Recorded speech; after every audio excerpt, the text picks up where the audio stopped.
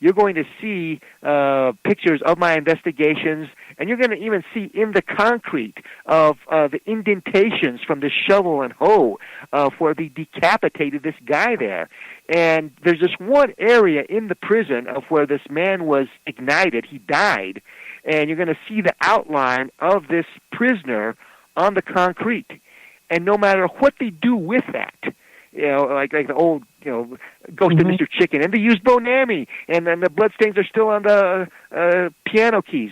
Paint on over it, do whatever, that outline still comes on up on that concrete. And that was on the news. You have that on your website as well.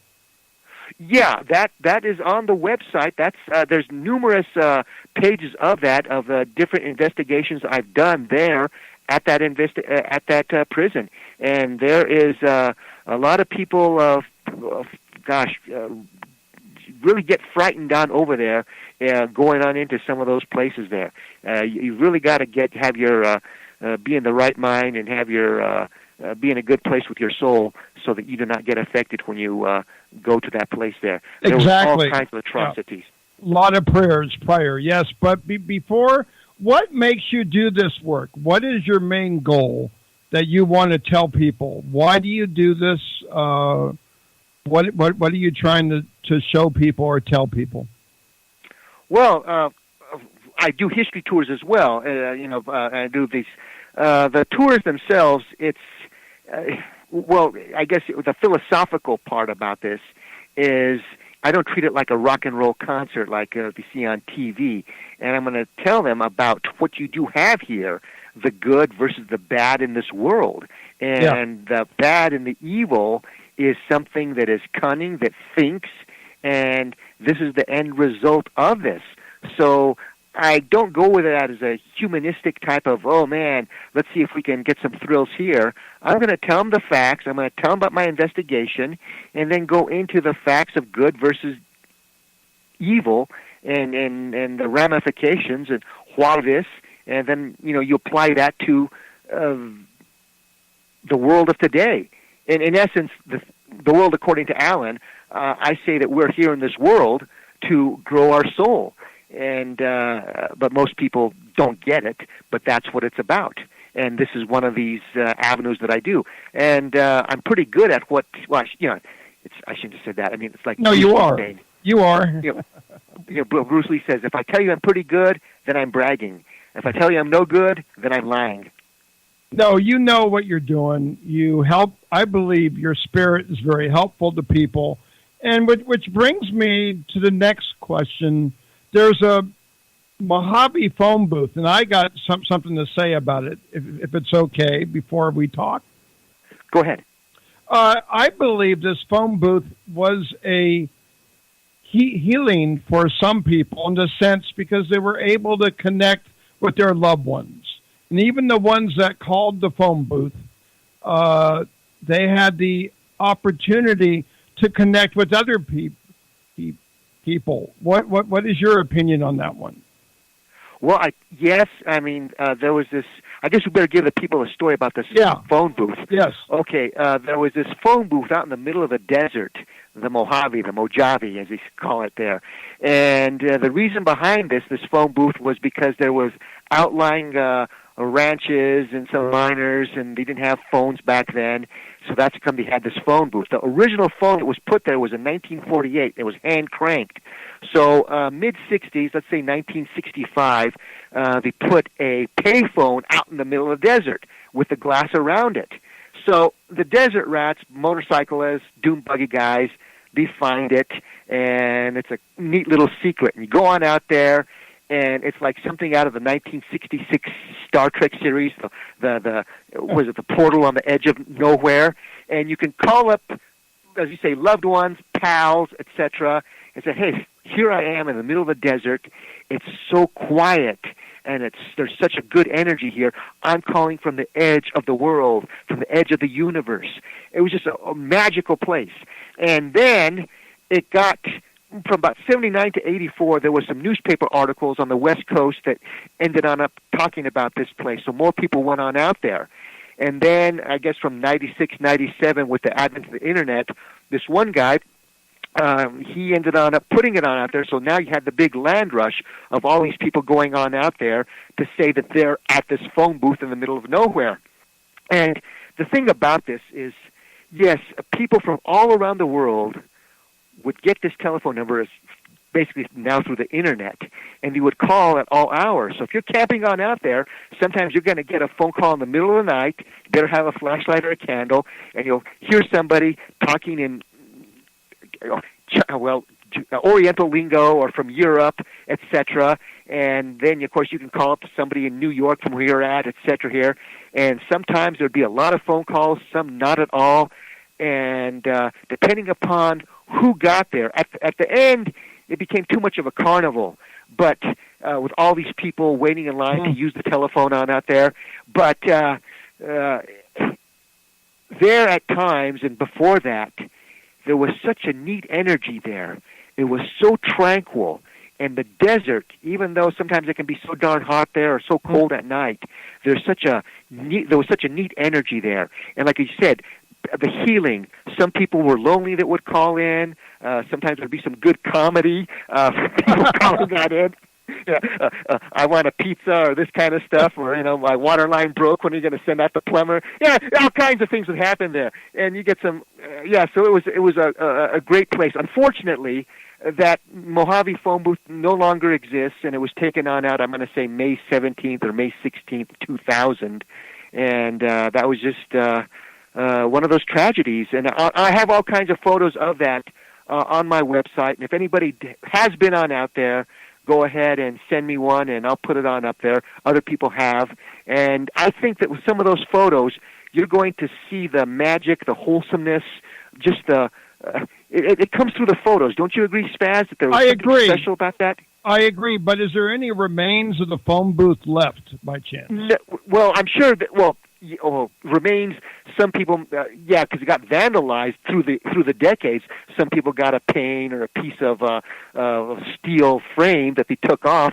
But as far as where it was located, no. Okay. There may be a telephone pole still there close by with maybe a sign saying this is where it was at. But no, there's nothing there tangible that of the old phone booth that was there. Now that phone booth, it got beaten on up, it got shot to pieces, and it put new panes, new frames through the decades there. So some people do have some items from the old phone booth in their garage or attic. Well, I got to tell you something. I was listening to the Bob Moore show, and they gave that phone booth's phone number away, and I had to try it. In fact, the phone number is 760-733-9969. I called that phone number. I thought I could reach somebody from the beyond, but no luck. It was out of order. Well, you know what? Yeah, well, it's out of order now. Of course, that number is. It's been, not in existence for 19, 20 years. Exactly. But there at the end, sometimes people would, because they're camping on out, would, and this is the wrong reason, they'd take the phone off the hook. And then there was this other guy who was close on by, and people get stuck in the desert on this dirt road, and they'd go to his place to ask for help to get him pulled on out. And he could have made a mint making money pulling people on out, but he didn't do that, and this is the type of person he was. He went on over there, and he cut the cord on the phone. So for a long time, the phone did not have, the receiver was disconnected. Okay. Yeah, and other times, it was out of order by itself. And sometimes, like I told you, you get some people from all over the world calling on in. But it was still disconnected, right? Well, it's still disconnected now because the phone... I'm sorry. At the time, Alan, when people called in, it was disconnected? No, I mean, it depends upon what era, what year, what month. Okay, because that guy, it took X amount of weeks or a month before somebody was able to go on out there from California Bell and fix the phone again. Yeah. You talk about slow service, I'll tell you. Yeah. Well, that was it's just really too bad that you got these tree huggers and people with darkness in their soul, and they want to say, get the BLM on out here because this is not good for the area. No, I mean, that place was, I don't know, the mechanical place for healing, and you got people that went on out there. You had people that were shut-ins that would call over there. You name it. And I got different people listed on who called on in from all over the USA there, and people from other countries. And if you went on out there, you'd have and you're in the right mind, you're going to have a great adventure. But you have to take a lot of water because in the summertime there, it gets hot during the day. Yeah, I don't see any McDonald's nearby. That's for sure. Yeah, the place there during the 1990s, there was some growth on the hills around it.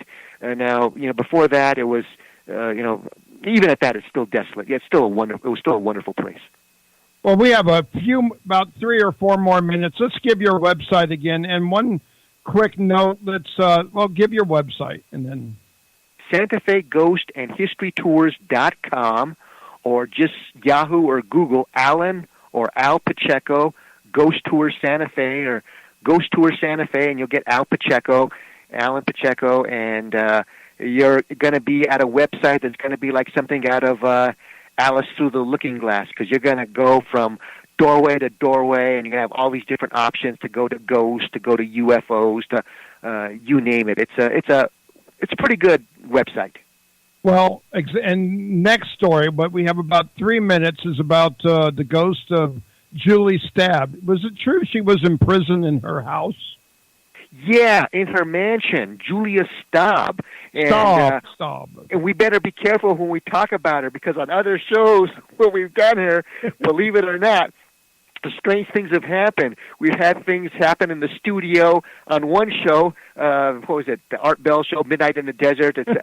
We lost a satellite lock. That's near impossible, bringing her on up. Yes, she is a ghost that haunts the La Posada. That's a resort, first-class resort here in Santa Fe, and that used to be her and her husband's mansion during Wild West days. And her husband was, in essence, the Al Capone of the New Mexico territory. He ran the infamous Santa Fe Ring. Now, the partisans are going to say, no. Of course, go on my tour, go to my lectures, or read one of my books. Go to Amazon and get one of my books, and you'll see what I've got on her. And anyway, there's her ghost, and I maintain there's other energies at the resort there. There's pictures of all kinds of things that have been taken through the decades on my tours and investigations on my website. That's Santa Fe Ghost and History Tours. And yes, she was imprisoned in her mansion upstairs for 5 years. And it's a tragic story. Unbelievable. Yeah. I mean, she died when she was 52 years old. That's young. Well, no, actually, you see, here's one of the things about that, is I'm going to say that she was much younger. You see, this guy had so much juice, so much power, that, presidents and ex-presidents would visit him there at the mansion. Yes. And these say in the archives that she was 21 years old when she was married. That's what we're getting, that number that you mentioned. But if you look at the photos of her, that's the youngest 21-year-old you're ever going to see. It looks like she was 13, and she was married in Germany, and this guy had the power to be able to get away with that. I mean, he had the money juice. He can do whatever he wants. He's King Midas. And so I'm going to say that she was much younger than that. Okay, we'll go with that. Thank you, Allan, for coming on tonight. Really, really appreciate your stories and your company. Likewise. God bless you. And I'd like to say goodbye to our audience, and thank you for tuning in to the Richard Spasoff Show. Next week, we have Al Willen, who's a demontologist. He'll be coming on for an hour or two. We'll be changing our program schedule. Instead of 7 to 8, it will be 7 to 9. Well, everybody, have a wonderful night. Again, I'd like to thank my guest, allan-pacheco. I really appreciate him and for being here and all his wonderful stories. Check him out on his website, www.santafeghostandhistorytours.com. Good night, everyone, and God bless. You can advertise your business on Night Dreams Talk Radio, and you will be heard worldwide.